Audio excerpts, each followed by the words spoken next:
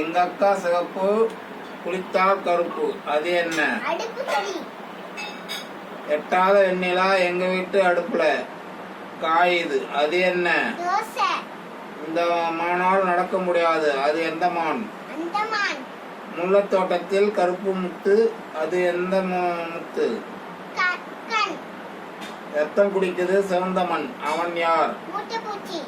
வட்டமரத்து தட்டினால் படைகள் வரும். அது என்ன? மண்ணுக்குள்ளே மக்காத கயிறு. அது என்ன? வினா இல்லாமல் ஒரு விடை. அது என்ன விடை?